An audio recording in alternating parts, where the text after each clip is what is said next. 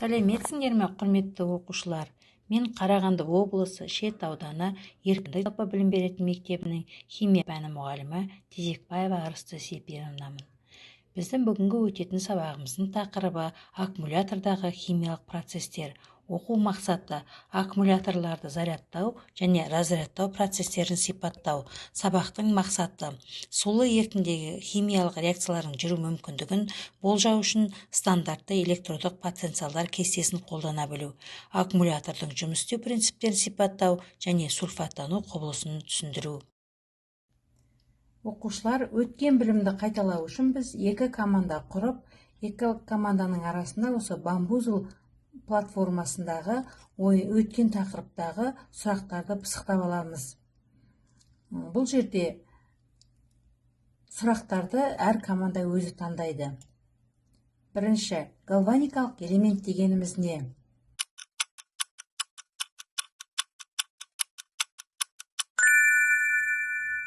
Галваникалық элемент немесе вольта қауіпсіз, бұл екі жарты металға батырылған екі түрлі металдан электрохимиялық қорғаныс түрі, онда қосылатын қосылысы.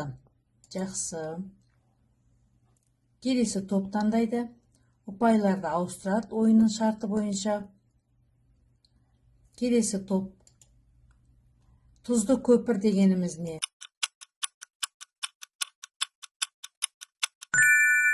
Тұзды көпір екі жақты жерде жиналатын зарядтарды теңестіреді.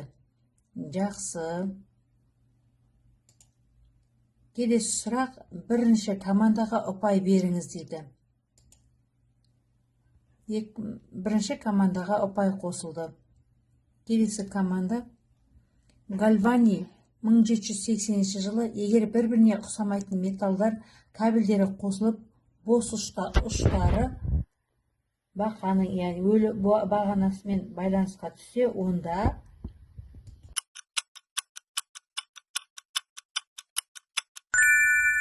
жиырылу болатыны анықталды. Жақсы, дұрыс жауап бердіңдер деп ойлаймын. Даниэль Якоби элементі қандай электродтардан тұрады?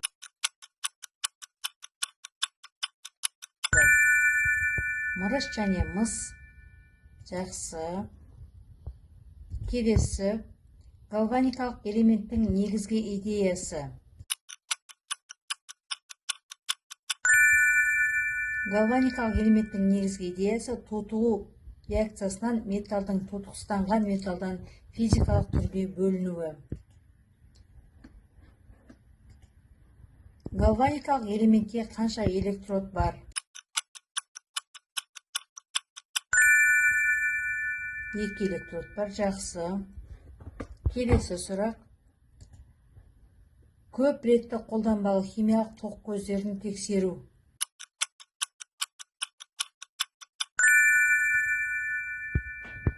Көп ретті қолданбалы химиялық тоқ көздерін аккумуляторлар деп атайды.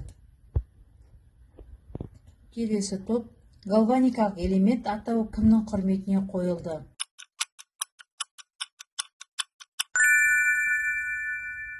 Жақсы. Дұрыс жауап. Галваникалық элементтердің қолданылуы. Галваникалық күш тұрақты электр тоғының көзі болып табылады. Галваникалық элементтің ең қарапайым. Ол ең қарапайымы Даниэль Якоби элементі. Жақсы. Тұзды көпір емес. Яғни ол төңкерілген у әріпі тәрізді сөз. 20 ұпай жинаңыз. Қай топ жинайтынын көреміз. Келесі.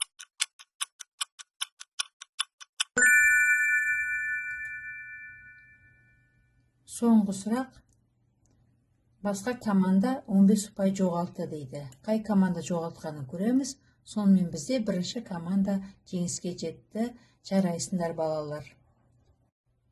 Алдымыздағы көріп тұрған суреттегідей электр энергиясы қалай түзіледі деген сұрақ қойылып тұр. Бұл жерде бізде берілгені автомашина, батареялар, аккумуляторлар және лимон берілген. Балалар, қалай ойлайсыңдар, осыдан электр энергиясы қалай түзіледі екен? Жақсы. Аккумуляторда электр тоғының көзі пайда болады, яғни химиялық реакциялар жүреді. Аккумуляторда электр тоғы химиялық реакциялар арқылы пайда болады. Зарядтау кезінде электр тоғы мен химиялық реакциялар жүреді, ал разрядтау кезінде химиялық реакциялар электр тоғын шығарады. Электродтар. Аккумуляторда екі негізгі электрод бар, оң және теріс. Олардың арасында электролит ерітіндісі орналасқан. Зарядтау процесі электр тоғының қосылуы арқылы сыртқы қуат көзінен аккумуляторға электр тоғы қосылады. Аккумуляторды зарядтағанда бұл процесс кері айналады. Қорғасын сульфаты қайтадан қорғасынға және қорғасын диоксидіне айналады. Реакция теңдеуіне көріп отырғандағымыздай, реакцияларда SO4 иондары және электрондардың тасымалдануымен жүреді. Бұл қайтымдылық аккумулятордың бірінші рет пайдалануын қамтамасыз етеді. Екінші, химиялық өзгерістер. Тоқтың әсерінен электродтарда химиялық реакциялар жүреді. Нәтижесінде электродтардың химиялық құрамы өзгереді. Үшінші, аккумулятордың зарядталуы. Аккумулятордың ішіндегі химиялық энергия жиналады және ол зарядталған күйге келеді. Разрядтау процесі электр тоғының шығуы, яғни аккумуляторға жүктеме қосылғанда электр тоғы пайда болады. Аккумулятор разрядталғанда қорғасын және қорғасын диоксиді күкірт қышқылымен әрекеттесіп, қорғасын сульфатын және суды түзеді. Бұл реакция электрондардың сыртқы тізбек арқылы қозғалуына мүмкіндік береді, тоқ тудырады. Химиялық реакциялар электродтарда кері химиялық реакциялар жүреді, нәтижесінде электродтардағы химиялық энергия азаяды. Аккумулятордың разрядталуы процесі жүреді және оның ішіндегі химиялық энергия азайғанша электр тоғы шығады. Сульфаттану құбылысы. Разрядтау.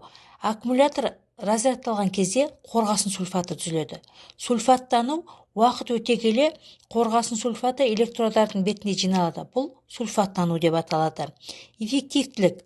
Сульфаттану аккумулятордың тиімділігін төмендетеді және оның сыйымдылығын азайтады.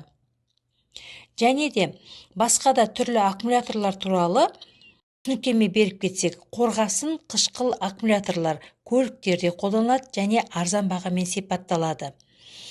Литий-ион аккумуляторлар прототипті құрылғыларда кеңінен қолданылады және жоғарғы энергия тығыздығымен ерекшеленеді.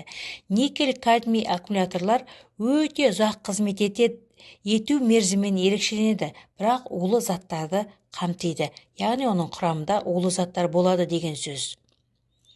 Аккумуляторлардың өмірін ұзарту. Толық зарядтау. Аккумуляторы толық зарядтау ұзақ уақыт бойы қызмет етуін қамтамасыз етеді. Температураны бақылау. Экстремалды температура аккумулятордың өмірін қысқартады. Дұрыс қолдану. Аккумуляторы дұрыс пайдалану, мысалы қысқа мерзімді разрядтау, оның өмірін ұзартады. Балалар, бүгінгі сабақтың бекіту тапсырмаларын орындайық. Бізде мықты болсаң тауып көр әдісі арқылы оқулықтағы мәтінмен таныса отырып тапсырманы жұптасып орындаймыз. Яғни бұл жердегі ақпараттарды қолдана отырып аккумулятордың құрылысындағы маңызды заттарды анықтаймыз. Олар бізде санмен белгіленген, соны анықтап дұрыс жауабын табамыз. Келесі ойын жинақтау әдісі. Бұл тапсырма функционалдық сауаттылыққа негізделген, яғни лимоннан электр энергиясын алу. Тапсырма. Медеттің үйінде машина болғандықтан әкесі екеуі аккумуляторды зарядқа қойып жатқанда ішінде қышқыл бар, күйіп қалма деген сөзді үнемі айтып жүруші еді. Үйіне анасы лимонды пайдалы деп жиі апаратын. Медет лимонды ас ретінде пайдаланып отырған кезінде ойына лимонда қышқыл ғой, одан электр энергиясын алуға болады ма екен деген ой қатты мазалайды. Химиядан беретін ұстазына айтқанда осы пікір пікірін қолдады. Олардың алдында лимоннан батарея жасап, шамдарды жандыру қажеттілігі туындады. Лимон кәдімгі аккумулятор қызметін атқарды. Бұл жерде балалар лимондарды аламыз және оған екі түрлі пластинканы бөлу арқылы, қосу арқылы, бір-біріне тізбекке қосу арқылы біз электр энергиясын алатынымызға көз жеткіземіз.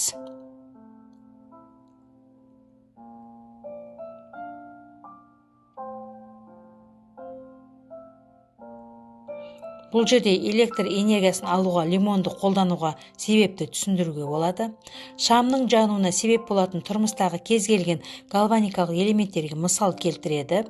Құрамында жүретін процестерді жазады және электродтағы реакциялардың жиынтық теңдеуін жазады.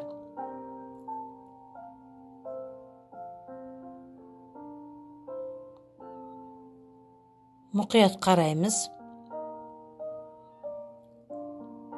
Екі түрлі пластинка лимонға кіргізіліп жатыр.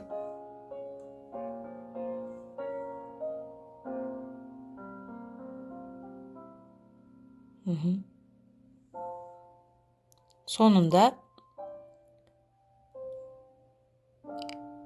тізбектеп қосу арқылы біз электр энергиясын аламыз және шамның жанғанын көреміз.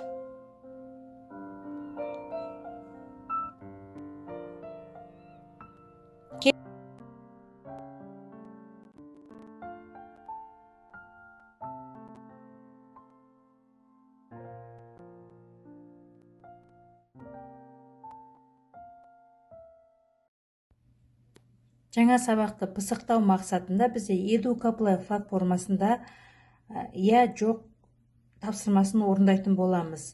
Бұл тапсырмада барлығымызға сілтеме берілетін болады және сұрақтарды бастаймыз. Бірінші сұрақ. Литий-ион батареяның алдында графит материалынан жасалған қабат бар. Электролит суға толы болып табылады.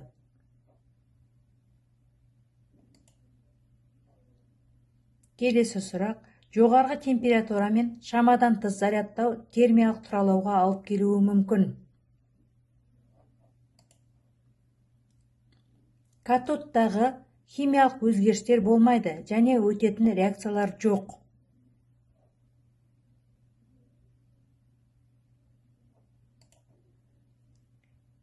Келесі сұрақ. Электролит ретінде көбінесе органикалық еріткіштер мен литий тұздары қолданылады. Дендриттер тек никель металл гидрид батареяларында пайда болады.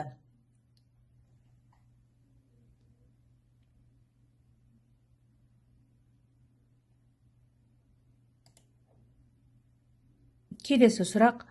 Қуат зарядталғанда литий иондары қайтадан анодқа кіреді. Осылайша химиялық реакциялар кері бағытта жүреді. Қуатты кез келген уақытта толық зарядтау зиянсыз.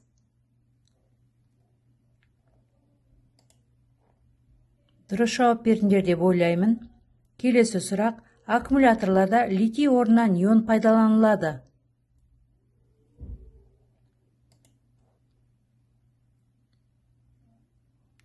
Келесі сұрақ. Қуат жеткізу процесінде литий иондары анодтан катодқа көшу арқылы сыртқы тізбек бойынша электрондар жүріп отырады.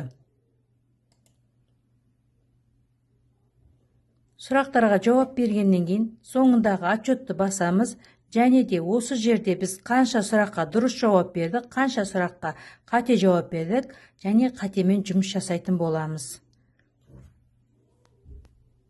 Келесі тапсырма балалар. Осы сабақты қорытындылау мақсатында біз бастапқы айтып кеткеніміздей алған білімдерді саралай отырып, батарейка және аккумулятордың ерекшелігі мен ұқсастықтарын диаграммаға жазамыз, яғни Вен диаграммасын толтыру ұсынылады. Батарейканың ерекшелігін жазамыз, аккумулятордың ерекшелігін жазамыз және батарейка мен аккумулятордың ұқсастығын жазамыз. Сабағымызды қорытындылай келе, бүгінгі сабақта аккумулятордың жұмыс істеу принципін, зарядтау және разрядтау процестерін, сульфаттану құбылысын және түрлі аккумулятордың айырмашылығын білдік. Сабағымызды қорытындылау мақсатында сабақты түсінген болсаңыздар, соңғы рефлексия бөліміндегі асықты басамыз. Сабақты түсінсек, түсінбесек, сары асықты мүлдем